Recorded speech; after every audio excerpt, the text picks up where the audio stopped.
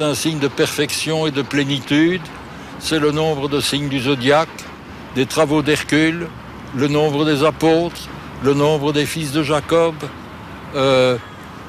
le nombre d'heures du jour et de mois de l'année, c'est la perfection.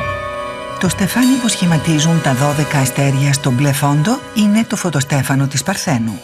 Πηγή έμπνευσης του καλλιτέχνη ήταν το όραμα του Απόστολου Ιωάννη, όπως το αναφέρει στην Αποκάλυψη. Και σημείων μέγα όφθη εν το ουρανό, γυνή περιβεβλημένη των ήλιων και η σελήνη υποκάτω των ποδιών αυτής και επί της κεφαλής αυτής στέφανος αστέρων 12.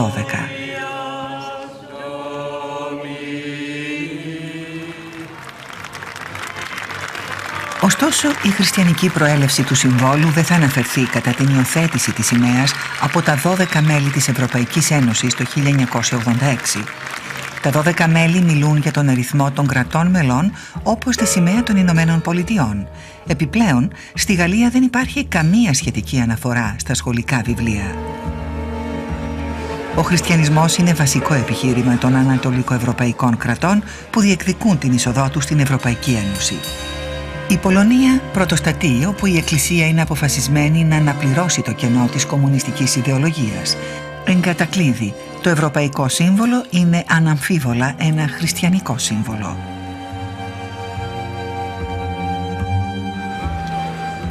Το ζήτημα της σημαίας μπορεί να φαίνεται παράδοξο. Δεν είναι όμως τόσο σε μια εποχή που η παγκοσμιοποίηση συμβαδίζει με την επιστροφή της θρησκείας. Μια εποχή που οι μουσουλμάνοι Τούρκοι χτυπούν την πόρτα της Ευρώπης, όταν οι Ισλαμιστές φονταμενταλιστές παντού στην Ευρώπη υπεραμείνονται του θρησκευτικού νόμου της Σαρίας, όταν το Βατικανό αναζητάει μεταρρύθμιση της εκοσμίκευσης. Το ερώτημα είναι, η Ευρώπη είναι ακόμα χριστιανική?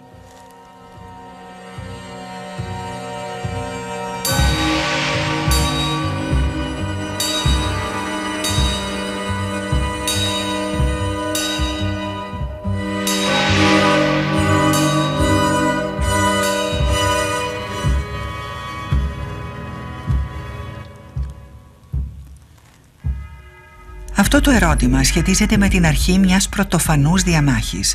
Είμαστε στο 2002. Η Ευρώπη είναι σε αναζήτηση της ταυτότητάς της και ασχολείται με τη σύνταξη του συντάγματός της. Έχει συγκροτηθεί μια ομάδα εργασίας με επικεφαλής τον Βαλερί Ζισκάρ ντ'Εστέν. Σκοπός της είναι να προσδιορίσει το μέλλον της Ευρώπης. Με την αρχή της συζήτησης, τα χριστιανικά πολιτικά κόμματα ξεκαθαρίζουν τη θέση τους. Ζητούν να αναγράφεται σαφώς στο προήμιο του Ευρωσυντάγματος ο όρος χριστιανική κληρονομιά της Ευρώπης. Ο Γερμανός συντηρητικός βουλευτής Μπέρντ Πόσελτ πυροδοτεί τη συζήτηση. Nicht aufgenommen worden ist. Europa hat christliche und jüdische Wurzeln. Das kann nicht einmal ein marxistischer Geschichtslehrer abstreiten. Ohne diese Wurzeln gäbe es nicht einmal einen Marx und einen Marxismus. Und wenn sich Europa von Gott und vom Christentum und vom Judentum abwendet, dann schneidet es seine eigenen Wurzeln ab, dann versinkt es im Materialismus und dann wird es scheitern. Und zum Zweiten möchte ich in diesem Zusammenhang sagen... Αυτό είναι απαράδεκτο για τους Ευρωπαίους πολιτικούς, όπως η Βελγίδα Ευρωβουλευτής Βερονίκ ντε Κεζέρ. Quels enjeux de société on est en train de défendre, sachant que dans les pays religieux de l'Union européenne, les femmes n'ont pas droit à l'avortement, on ne peut pas divorcer dans certains pays de l'Union européenne. Nous ne pouvons pas partager nos libertés par rapport à l'Europe. Devons-nous vivre dans un monde où on serait excommunié quand on divorce, où les femmes auront fait des péchés mortels quand elles auront eu le malheur d'avorter parce qu'elles sont dans une situation inextricable? C'est ça les véritables enjeux. Et la science, et le darwinisme. Από τη μια υπάρχει η αριστερά και από την άλλη η χριστιανή συντηρητική δεξί. Δύο αντίθετες αρχές σε αντιπαράθεση. Es ist eben ein Unterschied, ob ich der Meinung bin, dass ein Mensch eine Anhäufung von Zellen ist, oder ob ich glaube, der Mensch ist ein Kind Gottes mit Rechten, die ihm Gott gegeben hat und die ihm der Mensch nicht wegnehmen darf. Das ist schon allein die Menschenrechtskonzeption eine eigene. Und von daher spielt das eine größere Rolle als früher. Früher war Europapolitik oft rein technisch, ökonomisch. Und jetzt ist Europapolitik zuständig für fundamentale Fragen. Und das berührt natürlich auch zunehmend die religiösen Themen. Η θρησκευτική πίστη είναι αποδεκτή για τους Γερμανούς, οι οποίοι στο θεμελιώδη νόμο, το αντίστοιχο σύνταγμά τους, αναφέρονται στον Θεό. Για τους αντικληρικούς αυτό είναι αδιανόητο. Οι Γάλλοι πρωτοστατούν, καθώς έναν αιώνα και πλέον κρατούν την Εκκλησία έξω από το δημόσιο γίγνεσθε. Ο Φρανσουά Μπεϊγού, ευρωβουλευτής το 2002, είναι καθολικός αλλά αντικληρικός, πρωτοστατεί σε αυτή τη διαμάχη. Vous ne trompez pas, la religion c'est de la nitroglycérine. La religion, qu'on y adhère ou qu'on la rejette, c'est des mouvements extrêmement violents de l'âme. Il y a des millions de gens qui seraient prêts à se faire tuer pour que leur foi soit respectée. Η αντιπαράθεση παίρνει φωτιά στις Βρυξέλλες. Οι συντηρητικοί βουλευτές έχουν ζητήσει να συμπεριληφθεί ο όρος χριστιανικές ρίζες της Ευρώπης στο Σύνταγμα και έχουν πυροδοτήσει τη συζήτηση. Για εβδομάδες, θρησκευτικές ομάδες από όλες τις πλευρές θα ασκούν πιέσεις παρασκηνιακά. Ο Μπέρτ Πόσελτ ήταν τότε στο πεδίο της μάχης. Τώρα θυμάται. Dass jüdische Abgeordnete, dass muslimische Abgeordnete oder auch Gremien waren ganz positiv und wollten im Vertrag die Verantwortung vor Gott und den Menschen, so wie das in der deutschen Verfassung steht. Auf der anderen Seite haben aber dann Liberalere gesagt, gut, das wollen wir nicht, aber wir akzeptieren den Verweis auf die christlichen Wurzeln. Da waren aber dann wieder die Muslime und die Juden eigentlich dagegen, weil sie gesagt haben, da sind wir nicht dabei. Also die hätten die stärkere Formulierung mit dem Bezug auf Gott, die hätten sie akzeptiert. Die war für sie kein Problem. Das Problem war dann, als nur die christlichen Wurzeln genannt wurden, christlich-jüdischen Wurzeln, dann kamen die Muslime, haben gesagt, sie sind nicht erwähnt. Das war dann umstritten. Οι αντικληρικοί δεν συμβιβάζονται. Αδιέξοδο. Οι Γάλλοι, συμπεριλαμβανομένου του Φρανσουά Μπαϊρού, βάζουν τα πράγματα στη θέση τους. La loi n'a pas se mêler de reconnaître un passé. C'est affaire d'historien et c'est affaire de conscience. La loi,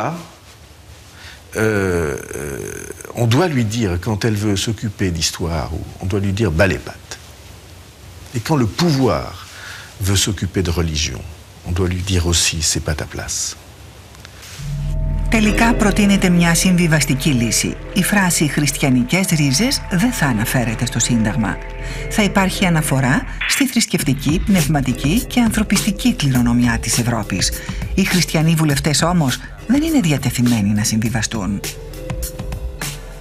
Herr Präsident, ich habe mich enthalten, weil ich bedauere, dass unser Änderungsantrag bezüglich des christlich-jüdischen Erbes nicht aufgenommen worden ist. Und zum Zweiten möchte ich in diesem Zusammenhang sagen, es ist eine Illusion zu glauben, dass dieser Vertrag unter eine Käseglocke gestellt werden und nicht mehr geändert werden kann. 25 Regierungen werden sich nicht treffen, um nichts zu tun. Sie werden daran arbeiten und wir hoffen, sie werden es verbessern. Sie werden hoffentlich die christlich-jüdischen Wurzeln noch in die Präambel aufnehmen. Und ich glaube, wenn wir dafür sorgen, dass Europa wieder christlicher wird, das heißt menschlicher wird, dann ist das wichtiger als ein Papier. Die Diskussion hat meines Erachtens erst angefangen und ich merke sehr stark, dass es immer mehr Europäer gibt, die dieser Idee positiv gegenüberstehen. Στα χαρτιά, οι αντικληρικοί έχουν κερδίσει τη μάχη, όχι όμως και τον πόλεμο. Η μεγαλύτερη θυγατέρα της Εκκλησίας ή η διάδοχος της δημοκρατίας, η Ευρώπη, δεν έχει αποφασίσει ακόμη.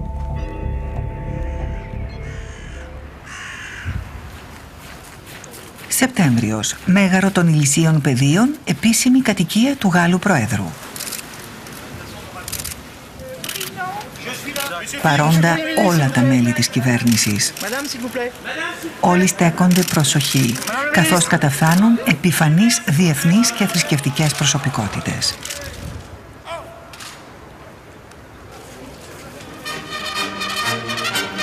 Για ποιον όμως έχουν βάλει όλοι τα καλά τους?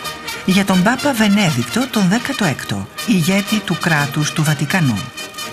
Δεν είναι απλό? Επί αρκετούς μήνες ο Νικολάς Σαρκοζή διακηρύττει τη σημασία που δίνει στη θρησκεία. Λίγες εβδομάδες πριν στη Ρώμη, ο Γάλλος πρόεδρος είπε ενώπιον του Πάπα: «Οι ρίζες της Γαλλίας είναι κατ' ουσίαν χριστιανικές. Αν αποκοπούμε από αυτές τις ρίζες, θα χάσουμε την ουσία. Δηλαδή θα εξασθενήσουν τα θεμέλια της εθνικής ταυτότητας και επιπλέον οι κοινωνικοί δεσμοί που έχουν ανάγκη από σύμβολα μνήμης». Ο Ντενί Τιλινάκ είναι συγγραφέας, εκδότης και φανατικός υποστηρικτής του καθολικισμού. Εκείνη την ημέρα ήταν παρόν στο μέγαρο των ηλισίων πεδίων. Γεννημένος στο Κορές, όπως ο Ζακ Σιράκ, ήταν στενός φίλος του πρώην Προέδρου. Σήμερα είναι στενός φίλος του Νικολά Σαρκοζή και παρολίγο να γίνει πρέσβης της Γαλλίας στο Βατικανό.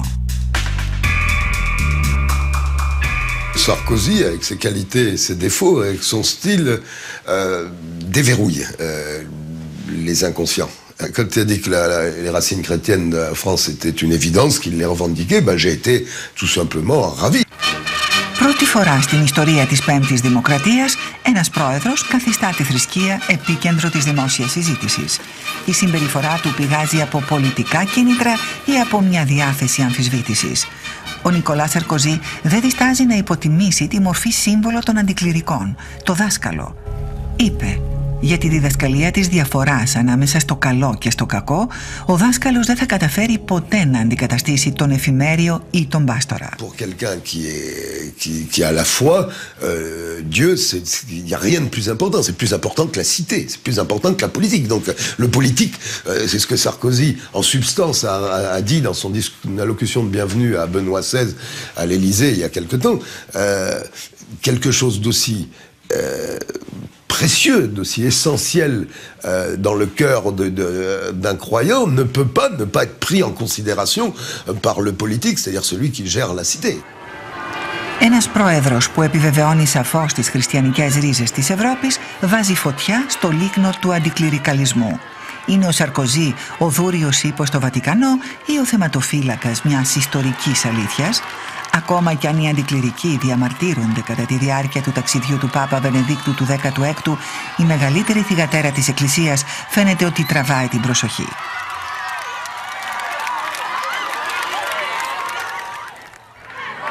Η Λούρδη είναι ο δεύτερος σταθμός της επίσκεψης του Πάπα στη Γαλλία. Δεκάδες χιλιάδες πιστοί έχουν συγκεντρωθεί για την επέτειο των 150 χρόνων από την πρώτη εμφάνιση της Παρθένου. Για τους Ευρωπαίους χριστιανούς είναι μια ευκαιρία για να επαναβεβαιώσουν τις κοινές ρίζες τους. Αν σήμερα ο Βενέδικτος ο 16ος επιλέξει να αναφερθεί σε αυτή την κοινή μνήμη, δεν θα είναι έκπληξη. Ο Πάπας έχει εσκεμμένα επιλέξει το όνομα Βενέδικτος. Ο Άγιος Βενέδικτος είναι ο πατέρας του δυτικού μοναχισμού, γι' αυτό έγινε προστάτης Άγιος. Για τους Ιταλούς, τους Πολωνούς και τους Ισπανούς είναι αδιαμφισβήτητο ότι η Ευρώπη είναι χριστιανική. Αυτή η παρέα Ισπανών φοιτητών περιμένει τον Πάπα 5 ώρες και πλέον. Αυτοί οι μελλοντικοί γιατροί ή οι δικηγόροι ταξίδεψαν από την άλλη άκρη της Ισπανίας για να δουν τον Πάπα και να βρεθούν με άλλους χριστιανούς της Ευρώπης. Nos une con Francia y yo creo que con toda Europa, desde luego, las raíces cristianas, ¿no? O sea, España, Francia, Alemania, Inglaterra, durante muchísimos siglos hemos tenido toda Europa la misma religión. Yo creo que es muy importante recordar eso, ¿no? En Europa y que no se pierda que tenemos una misma sangre, ¿no? Y unas mismas raíces.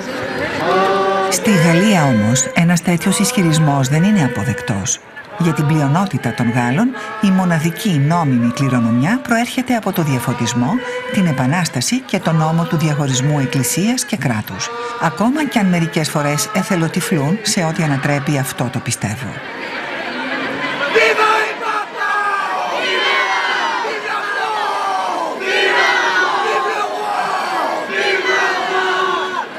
La moitié de nos communes, ça porte le nom d'un saint quelconque.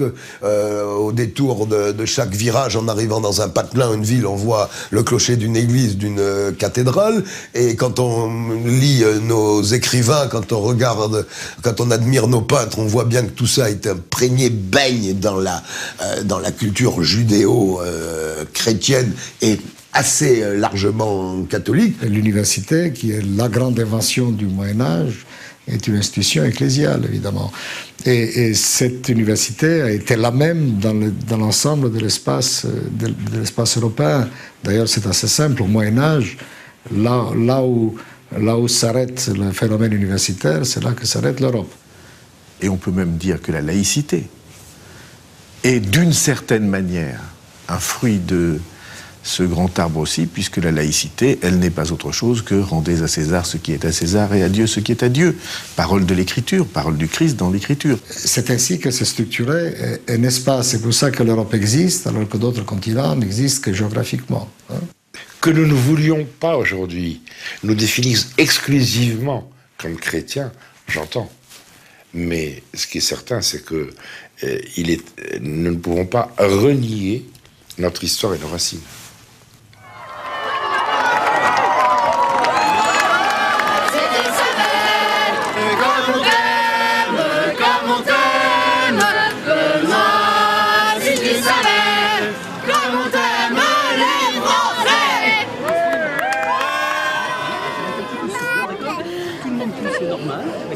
Λούρδη. Ο Βενέδικτος ο 16ος τελεί τη Θεία Λειτουργία μπροστά σε 200.000 προσκυνητές. Αυτή είναι η εικόνα μιας Ευρώπης ενωμένης υπό το σύμβολο του Σταυρού.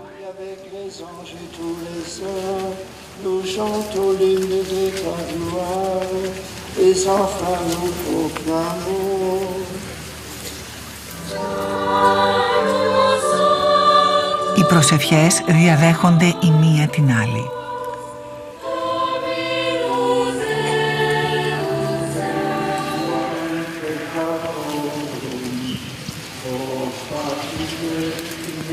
Ωστόσο, οι Γάλλοι καθολικοί νιώθουν αμηχανία.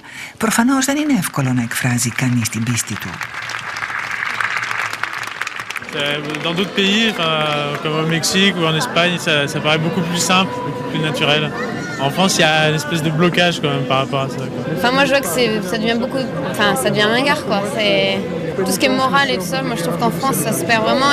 Et pour avoir été en Espagne, c'est différent. C'est vrai qu'il y a... En Espagne, il y a plus le sens des traditions. Alors, c'est peut-être justement, ça reste au stade des traditions, mais c'est plus naturel, c'est moins critiqué, moins vu de façon négative.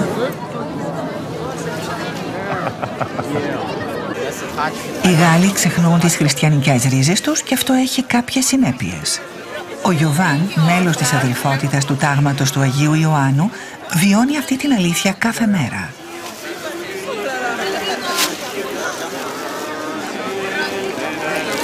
Aujourd'hui, dans certaines universités en France, on est obligé de donner des cours de culture religieuse à des jeunes qui veulent se lancer dans une carrière artistique, que ce soit au niveau du dessin, de la peinture. On leur donne des cours de culture religieuse parce qu'ils ne comprennent rien à l'héritage artistique du monde dans lequel nous vivons. Pourquoi n'y comprennent-ils rien? Simplement parce qu'ils ont perdu leurs racines.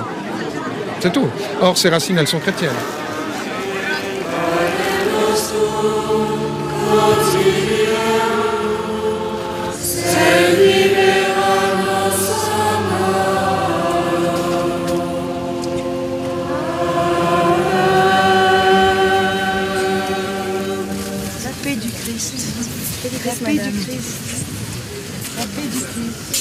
La laïcité à la française passe par l'ignorance du fait religieux complètement.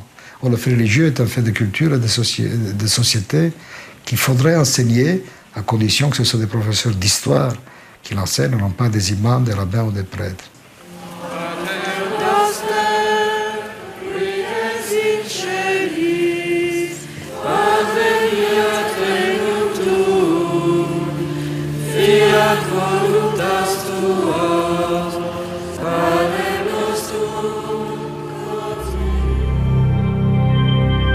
Γιατί οι Γάλλοι δυσκολεύονται τόσο με το θέμα της χριστιανικής κληρονομιάς?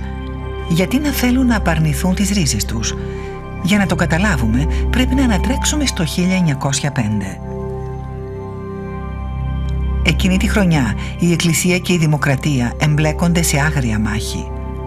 Ως αποτέλεσμα, ο νόμος του 1905 σηματοδοτεί το διαχωρισμό κράτους και εκκλησίας. Με άλλα λόγια, τη γέννηση του αντικληρικαλισμού. Σύμφωνα με τον νόμο, η δημοκρατία διασφαλίζει ελευθερία συνείδησης, εγγυάται την ανεξιθρησκεία, αλλά δεν αναγνωρίζει καμιά συγκεκριμένη θρησκεία. Η θρησκεία πρέπει να περιοριστεί στην Εκκλησία. Έχει αποκλειστεί από τη δημόσια ζωή. Ο διαχωρισμός είναι αποτέλεσμα σκληρής διαμάχης. Hier, dans l'Église catholique, vous n'aviez pas le droit de ne pas croire. Il a fallu se battre à l'intérieur de l'Église, à côté de l'Église, autour de l'Église, pour que l'athée, l'agnostique soit reconnu et non pas, pardonnez-moi, toléré. Reconnu en tant que tel. Mais ça a été un athéisme de combat. Et ce sont des acquis qui ne sont pas venus en douceur ou d'une manière naturelle. Ce n'est pas une progression lente, c'est une progression brutale. Les gens ont été décapités pour ça. Donc il y a eu vraiment des violences énormes pour instituer ce bien-là commun qu'est la laïcité. Ένα παράδειγμα της προαναφερθήσας βίας είναι ότι οι 30.000 ιερείς αυτοεξορίστηκαν για να συνεχίσουν να διδάσκουν. Όσοι μένουν είναι υποχρεωμένοι να απαρνηθούν τον όρκο και το σχήμα τους. C'est extraordinairement libérateur. Pourquoi? Parce que ça veut dire que vous ne trouvez jamais, le citoyen, la conscience personnelle, ne trouve jamais en face de lui le mur des pouvoirs rassemblés. Parce que, qu'est-ce qui vous reste comme liberté dès l'instant que le pouvoir politique et le pouvoir religieux sont les mêmes? Έτσι, όταν σήμερα μιλάς για τη θρησκεία στη Γαλλία, κινδυνεύεις να σε υποπτευθούν. Πέρα από αυτό το πρώτο ταμπού, υπάρχει ένα δεύτερο που είναι πιο πρόσφατο. Ο Ισλαμισμός, η δεύτερη θρησκεία στη Γαλλία.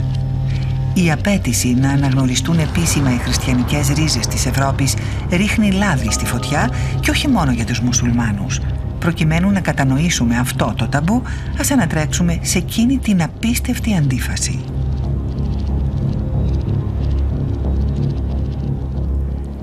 Η πέτρα του σκανδάλου είναι ο Σιλβέν Γκουγγενέμ, ο γνωστός ιστορικός με την έκδοση του βιβλίου του «Ο Αριστοτέλης στο Μον Σεν Μισελ θα πυροδοτήσει τη διαμάχη». Πολλοί ιστορικοί πιστεύουν ότι η κληρονομιά του αρχαίου ελληνικού πολιτισμού, το θεμέλιο του σύγχρονου πολιτισμού μας, έχει παραδοθεί μέσω μεταφράσεων του αραβο-μουσουλμανικού κόσμου. Στο βιβλίο του όμως ο Γκουγγενέμ αμφισβητεί αυτή την άποψη. Ο ίδιος πιστεύει ότι οι χριστιανοί μετέφρασαν τους Έλληνες φιλοσόφους κυρίως σε ομάδες μελέτης που είχαν σχηματιστεί στο Μον Σεν Μισελ. Πιστεύει ότι η μετάφραση των ελληνικών έργων για τον αραβο-μουσουλμανικό κόσμο έγινε κυρίως από αραβοχριστιανούς, τους Σύρους. Με άλλα λόγια, η Ευρώπη δεν οφείλει την νεωτερικότητά της μόνο στη συμβολή αραβομουσουλμάνων. Αυτή η άποψη υποδαβλίζει μια τεράστια διαμάχη. 56 διανοούμενοι και ερευνητές διαμαρτυρήθηκαν με άρθρο του στη Λιμπερασιόν. Ο συγγραφέας παρερμηνεύει τους δεσμούς ανάμεσα στη χριστιανική Δύση και τον Ισλαμικό κόσμο. Η προσέγγιση του Σιλβέν Γκουγγενέμ υποδηλώνει μια ιδεολογική πρόταση με απαράδεκτες πολιτικές συνεκδοχές. Αυτό το έργο οδηγεί σε έναν πολιτιστικό ρατσισμό. J'ai été traité de raciste, d'islamophobe, on a dit que j'appartenais à l'Opus Dei, etc. J'ai l'impression que dès qu'on veut essayer de traiter un sujet qui tourne autour de l'identité européenne, on est suspecté d'arrière-pensée politique bien précise, ce qui n'est pas nécessairement le cas. Et dès que l'on parle de l'influence du christianisme, j'ai l'impression qu'en France, il y a une espèce de réflexe de défense vis-à-vis de ça, en se disant il ne faut surtout pas parler de racines chrétiennes, même s'il y a d'autres racines que les racines chrétiennes. Mais il ne faut pas en parler parce que si on en parle, on va revenir à une époque où l'Église dominait la société. En gros, on va revenir au 19e siècle et où l'Église était contre la République. Πίσω από όλα αυτά υπάρχει μια τεράστια διαμάχη. Σε αυτό το πλαίσιο θέλαμε να μάθουμε τη γνώμη του Ζακ Λεγκόφ, διεθνώς αναγνωρισμένου ιστορικού σε θέματα του Μεσαίωνα. C'est un véritable lynchage intellectuel auquel se sont livrés un certain nombre de médiévistes. Alors, je dois dire que je ne comprends pas très bien, que je déplore et je m'inquiète de cette violence qui ne doit pas exister dans nos milieux.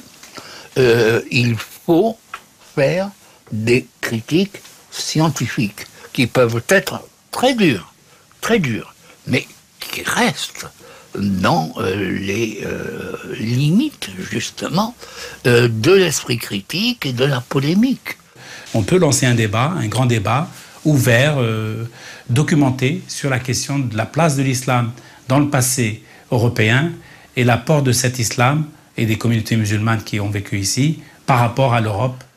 Voltaire disait « Je ne suis pas d'accord avec ce que vous dites, mais je me battrai pour que vous puissiez le dire ». Et si on n'est pas capable de ça, c'est que nous n'avons pas mérité ni la Révolution, ni la Déclaration de l'âme du citoyen, ni la séparation de l'Église et de l'État, et certainement pas notre citoyenneté. C'est une forme de pensée unique, ou c'est un refus de dialoguer ou de débattre de certains sujets, je pense, parce qu'on a peur que si on débat de ces sujets, on va entraîner des catastrophes politiques ou sociales. Alors, c'est certainement pas le cas. On peut faire n'importe quoi avec le pape, avec l'Église, ça ne gêne personne. Mais essayer de toucher à l'islam ou même certaines formes de judaïsme, vous brûlez les doigts. Doit-on avoir peur de nous valider? Je crois pas. C'est absolument nécessaire. Mais c'est vrai que, avouons-le, depuis quand même un certain temps, il n'y en a plus. Γιατί θα πρέπει οι Γάλλοι να νιώθουν συμπλεγματικά απέναντι σε 4 εκατομμύρια μουσουλμάνους πολίτες? Γιατί οι Γάλλοι δεν τολμούν να ανοίξουν μια δημόσια συζήτηση για αυτά τα θέματα χωρίς κανένα ταμπού? Αυτό είναι μια παράδοξη αντίληψη της δημοκρατίας. Γιατί αφήνουμε σε εξτρεμιστές το μονοπόλιο ενός διαλόγου που αφορά όλους? Μήπως δεν έχουμε εμπιστοσύνη στις αξίες μας? Moi, je pense que les Français éprouvent pas un complexe, peut-être ils sont timorés, ils n'osent pas dire franchement qu'ils sont chrétiens, catholiques, et qu'ils l'assument, qu'ils le revendiquent et qu'ils l'assument. Faut pas attaquer l'islam, faut pas donner l'impression d'attaquer l'islam, parce qu'on a peur que ces banlieues arrivent et pillent Paris. Il y a une espèce de fantasme du barbare qui nous encercle, hein, qui est absurde, parce que c'est pas comme ça qu'on intégrera nos compatriotes en difficulté dans les banlieues. On a l'impression qu'on offenserait nos compatriotes musulmans en disant par exemple que nous sommes dans une terre chrétienne et qu'elle le restera. En France, on est en terre d'antique chrétienté, point final. Il faut le dire. Nous voyons un islam conquérant. On a peur d'afficher ou de lui opposer une religion pour qu'on ne dise pas « ça y est, nous sommes de nouveau dans les croisades ». Το ταμπού των Γάλλων για τις χριστιανικές ρίζες της Ευρώπης είναι ισχυρό και βαθύ. Η Γαλλία απέχει πολύ από την αντίληψη άλλων ευρωπαϊκών χωρών σε αυτό το θέμα. Για να δούμε τη διαφορά, ας πάμε στη Γερμανία. Εδώ οι χριστιανοί κάνουν αισθητή την παρουσία τους. Ο θεμελιώδης νόμος τους αναφέρεται στο Θεό και ένας υψηλός θρησκευτικός φόρος αποδίδεται στις εκκλησίες και στον κλήρο. Με λίγα λόγια, η Γερμανία είναι χριστιανική και δεν το κρύβει. Και ιδίως η Βαβαρία. Εδώ είναι δύσκολο να αγνοήσεις την επιρροή της θρησκείας. Παντού υπάρχει ο εσταυρωμένος, ακόμα και στις τάξεις των δημόσιων σχολείων. Ο Κριστόφ Βόλφ είναι αντικληρικός δάσκαλος στο Ντίντορφ, κοντά στο Augsburg.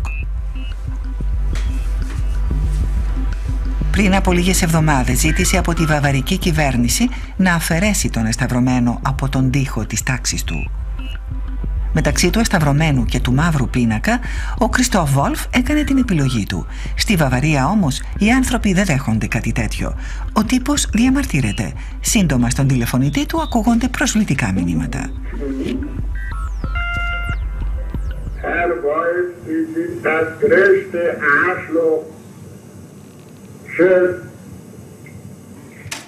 Fundamentalisten, katholische Fundamentalisten, anders kann ich nicht einordnen. So geht man mit andersgläubigen Menschen einfach nicht um, wenn man normalen Menschenverstand hat. Donnerstag, 7 Uhr. Endlich zum Sagen, Sie sollen sich schämen. Wissen Sie nicht, wo Sie leben? Mit dem Kreuz in der Schule zu empfangen. Bekehrt nein, muss nein. Und schauen doch Sie, wo es nachkommen, wo der Pfeffer wächst. Aber nicht nach Bayern und nicht nach Deutschland. Gehen Sie in die Türkei oder irgendwo mal, aber schauen Sie das ab. Ja, wo ich meine Kinder werde dafür sorgen, dass ich meine Kinder nicht mehr weiter unterrichten. Und seit Herr Hitler hat nicht verlangt, dass die Kruzifix abgenommen werden. Το Διοικητικό Δικαστήριο της Βαβαρίας απέρριψε το αίτημα του αντικληρικού δασκάλου. Το έκανε βέβαια με πιο ευγενικό τρόπο. Σήμερα, πρώτη μέρα της σχολικής χρονιάς, ο κύριος Βόλφ ετοιμάζεται να πάει στο σχολείο. Heute zum ersten Mal mit Kolleginnen, mit Kindern, mit Eltern. Ich bin jetzt schon etwas in Spannung, was wie Kolleginnen, wie Eltern mir gegenüber auftreten werden. Μόλις φτάνουμε, βλέπουμε την εκκλησία του χωριού να δεσπόζει μπροστά στο σχολείο. Στη Βαβαρία, το άρθρο 7 του νόμου για την εκπαίδευση ορίζει την ανάρτηση του εσταυρωμένου στις τάξεις των δημόσιων σχολείων. Το Σύνταγμα της περιοχής ορίζει την πίστη στο Θεό ως κύριο σκοπό της εκπαίδευσης. Για τη διευθύντρια του σχολείου είναι απολύτως φυσικό.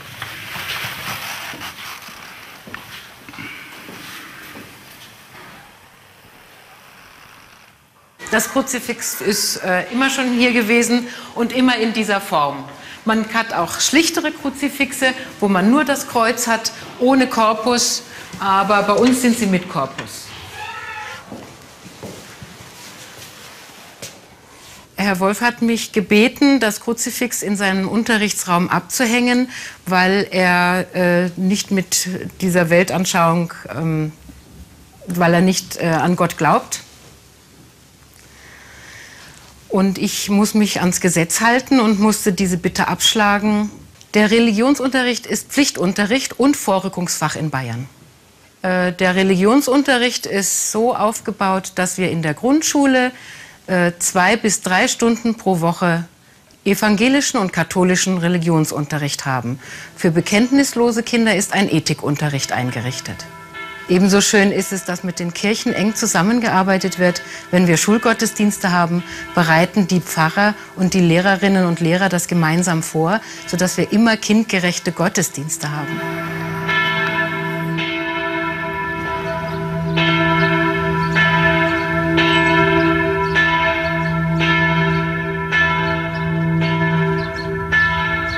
Ich finde es nicht normal, nein, dass er das Kreuz entfernen lassen möchte an den bayerischen Schulen.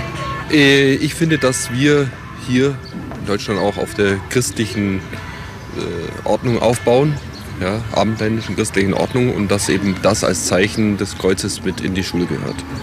Für mich ist es sehr wichtig, dass mein Kind Religionsunterricht hat und auch in der Schule bekommt und auch unterm Kreuz unterrichtet wird, ja.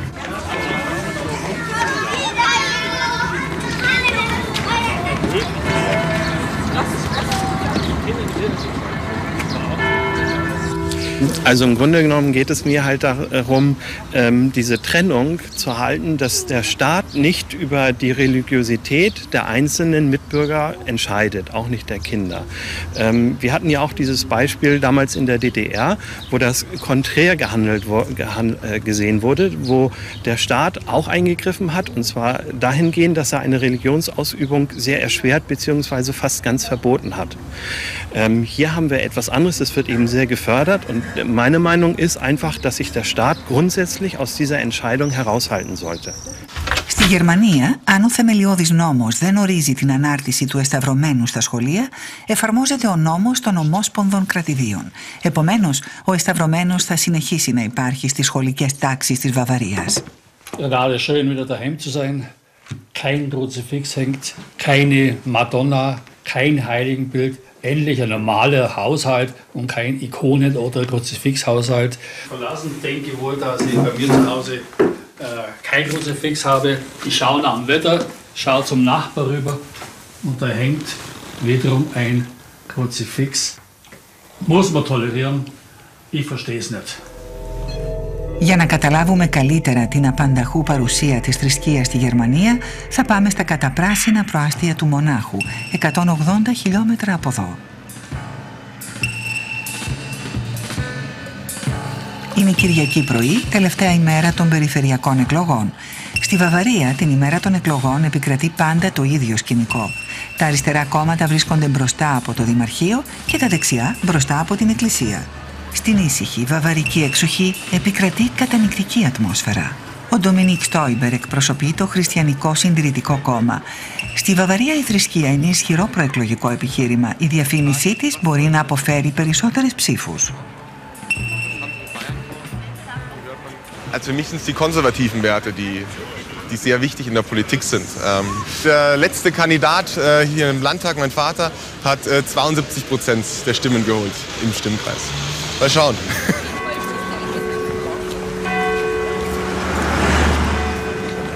Das Kruzifix in den Klassenräumen ist nicht um des Habens willen, es ist ein Symbol. Es zeigt einfach, was für Werte wir haben, für was wir stehen. Für was die Bevölkerung steht. Was für Werte sie hat, was für Wertvorstellungen einfach auch dahinter stehen.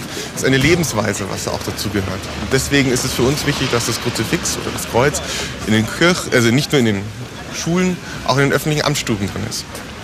Warum? Sagen Sie nochmal mit ganz zwei Stichworten, warum ist es wichtig mit dem Kreuz? Weil es auch ein Symbol ist, für was man steht, für welche Werte man vermittelt. Ja. Genau. Einfach, ich sage immer, es ist natürlich nicht nur, dass wir sagen, ihr müsst jetzt christlichen Glauben sein, weil das Kreuz steht ja für viel mehr. Es ist jetzt nicht nur ein Kreuz und das ist Christus, sondern welches Menschenbild, was für eine Denkweise haben wir, wie ist man geprägt. Das ist auch es ist nur schwierig, dann den Muslimen irgendwas zu sagen zu diesem Thema, nicht wahr? Überhaupt nicht. Ich habe einen sehr, sehr guten Freund, mit dem ich zusammen in der Schule war, in der Grundschule und Gymnasium. Mit dem habe ich darüber auch diskutiert, weil es vor allem in der Jugend, wenn man sagt, okay, wie schaut denn das aus? Ich bin von der anderen evangelisch. Ah, das ist ja sehr interessant. Ja, aber Sie nein, mir so, als ob ich ein Exot wäre. Meine Frau ist evangelisch, nein. Das zu wissen, ja. Nee, es war interessant, ob das, weil die evangelische Sichtweise ist natürlich auch immer sehr, sehr offen und ich glaube da... Also,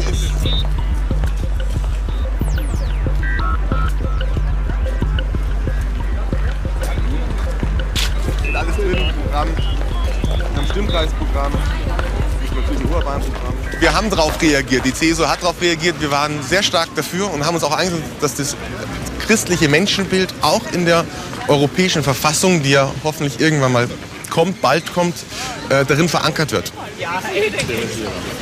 Wir kämpfen auch darum, unsere Tradition, unser Menschenbild, unser Programm an den Mann zu bringen.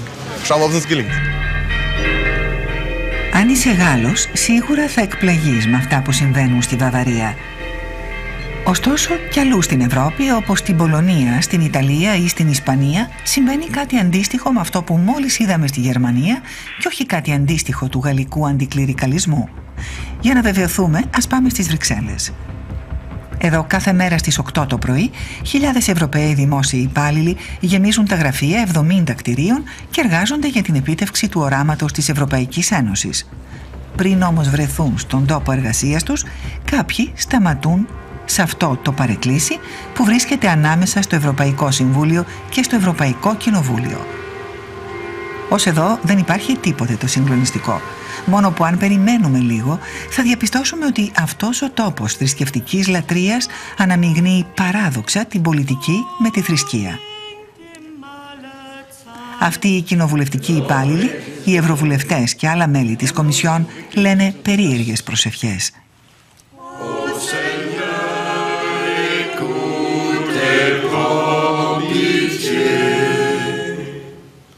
Prions que tu sois au sein de nos politiques européennes, que tu habites nos politiques européennes, nos dirigeants, nous t'en prions, Seigneur. Ô Seigneur, écoute et prends pitié. Pour ceux qui gouvernent les peuples. Για τον Ζερόν Βινιόν, δημόσιο υπάλληλο της Ευρωπαϊκής Ένωσης και πρώην έμπιστο του Ζακ Ντελόρ, η πολιτική και η θρησκεία μπορούν να συνυπάρχουν χωρίς πρόβλημα. Πιστεύει μάλιστα ότι είναι συμπληρωματικές.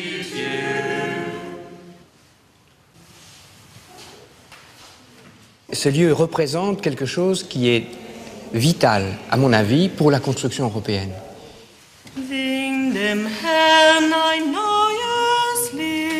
Et comme nous sommes des pays différents, des cultures différentes, nous avons besoin de nous reconnaître des valeurs communes qui transcendent ces différences, des valeurs communes. Le développement de l'Union européenne est basé sur une vue très étroite des besoins humains, c'est-à-dire sur une vue à très court terme, et bon, ce qui nous apporte un plus. D'ailleurs, souvent, la manière de présenter l'Europe par beaucoup de dirigeants, c'est de dire « regardez ce qu'elle vous apporte ». Mais ils ne disent pas « voyez ce qu'elle est et ce qu'elle nous invite à être ». Et que la paix de Dieu qui surpasse tout sentiment garde nos cœurs et nos esprits dans le Christ Jésus, à la gloire de Dieu, notre Père. Amen. Μπορεί να σκέφτεστε ότι αυτή η ιστορία για το παρεκκλήσι της Ευρώπης είναι αστεία. Δεν είναι όμως. Θυμηθείτε τη μάχη για το Ευρωσύνταγμα που αναφέραμε στην αρχή του ντοκιμαντέρ. Τα χριστιανικά πολιτικά κόμματα ζήτησαν αναγραφή της φράσης «χριστιανικές ρίζες της Ευρώπης». Μάταια όμως. D'abord, il y avait eu une grande victoire. Le fait que finalement les racines chrétiennes n'ont pas été inscrites dans le traité constitutionnel. Mais bon, le combat n'est pas terminé parce qu'on en reparle tout le temps pour le moment. Madame Merkel vient ici, elle dit écoutez, les racines chrétiennes ne sont pas dans le traité, mais moi personnellement, je pense que l'Europe a des racines chrétiennes. Εν τούτοις, όσοι αγωνίζονται για τη θρησκευτική ταυτότητα της Ευρώπης δεν έχουν παραδώσει τα όπλα. Τα χριστιανικά πολιτικά κόμματα και οι θρησκευτικές οργανώσεις είναι παρόντα και δραστήρια. Στις Βρυξέλλες διεξάγεται ένας πραγματικός πόλεμος επιρροής. Προς το παρόν δεν είναι ακόμα σίγουρο ότι θα κερδίσουν οι αριστεροί. Η πραγματικότητα είναι ότι οι ευρωπαϊκοί οργανισμοί αφιερώνουν πολλές συναντήσεις και συζητήσεις με χριστιανικές ομάδες άσκησης πίεσης και άλλες θρησκευτικές οργανώσεις. Γεύματα, συνεδριάσεις, συσκέψεις, ακόμα και συνομιλίες με ευρωβουλευτές. On a depuis des théologiens qui viennent prêcher la bonne parole à vraiment une extrême droite lobbyiste, religieuse et nationaliste qui est infréquentable. Η επιστροφή της θρησκείας στην Ευρώπη είναι γεγονός. Συμπίπτει με την είσοδο στην Ευρωπαϊκή Ένωση των 10 ανατολικοευρωπαϊκών χωρών, όπου οι χριστιανικές αρχές έχουν αντικαταστήσει την κομμουνιστική ιδεολογία. On avait beaucoup de députés qui arrivaient, qui étaient chauffés à blanc, parce que le rôle de l'Église chez eux avait été important. Et je prends par exemple les Polonais. Donc ces pays sont arrivés, mais bardés et revendicatifs. Et donc on a eu des morceaux d'anthologie. Madame Krupa, qui est une députée polonaise, qui est incroyable, nous a fait un jour un numéro à propos de l'avortement au Parlement, qu'on en ouvrait des yeux comme des loups. Bon Dieu, c'est pas possible, on n'a jamais entendu ça. Bardzo szanowny panie przewodniczący, szanowni parlamentarzyści, przede wszystkim chcę podziękować Panu Bogu, że dane mi jest w Parlamencie Europejskim mówić o najważniejszym współcześnie temacie obrony życia, szczególnie w sytuacji, gdy co roku dokonywanych jest ponad 50 milionów zabójstw dzieci w łonach ich matek, co jest znacznie większym ludobójstwem niż miliony ofiar Holokaustu. Dokonuje zakamuflowanego terroryzmu wobec najsłabszych dzieci wraz z stwarzaniem nowoczesnych obozów zagłady. Czym różni się zabicie bezbronnych dzieci w łonach ich matek od zagłady w Biesłanie? Na jakiej podstawie Unia Europejska chciałaby uzurpować sobie prawo do decydowania o życiu i śmierci człowieka? Στην πρωτεύουσα της Ευρώπης, τέτοιες μετοπικές επιθέσεις από φονταμενταλιστές βουλευτές είναι συχνές. Ας μην έχουμε αυταπάτες. Οι Ευρωπαίοι αντικληρικοί έχουν να αναμετρηθούν με πιο διακριτικές και πιο ευγενικές ενέργειες. Τις ενέργειες των χριστιανικών λόμπι. Πάνω από 100 ομάδες άσκησης πίεσης, όπως αποκαλούνται, δραστηριοποιούνται στους διαδρόμους των Βρυξελών.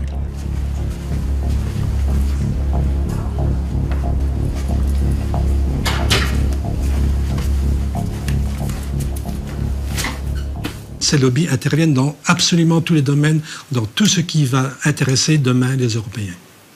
La flexibilité du travail, la TVA réduite, je pense là que les églises interviennent dans des domaines où on ne les attendait pas jusqu'à présent.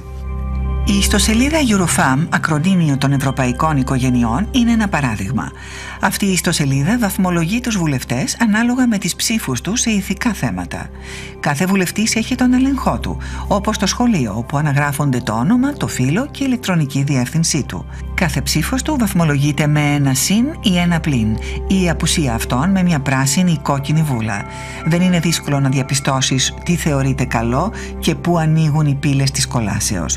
Υπάρχουν κι άλλα, όπως για παράδειγμα, κάθε χρόνο ανεβαίνει στο διαδίκτυο μια γενική κατάταξη βουλευτών με λίστα πρωταθλητών που Γερμανοί και Πολωνοί συντηρητικοί χριστιανοί είναι πάντα οι αρχηγοί. Υπάρχει και η λίστα της ντροπής με τους αντικληρικούς βουλευτές όπως η Βερονίκ ντε Κεζέρ. Ποιος είναι ο σκοπός όλων αυτών? Ακούστε. Nous avions de très bons rapports avec des députés chrétiens qui sont progressistes et qui signeraient des résolutions sur l'interruption volontaire de grossesse ou la recherche sur les cellules souches. Ces députés sont prêts à signer avec nous. Mais lorsque ce site le sait, il lance alors auprès de l'électorat de ce député, dans sa circonscription, des alertes actions et le député reçoit dans sa circonscription électorale des pressions importantes de la part de ses électeurs et de lobbies locaux qui font que ce député, nous l'avons déjà constaté à plusieurs reprises, retire alors sa signature et notre amendement n'est plus valable, ne peut plus être déposé.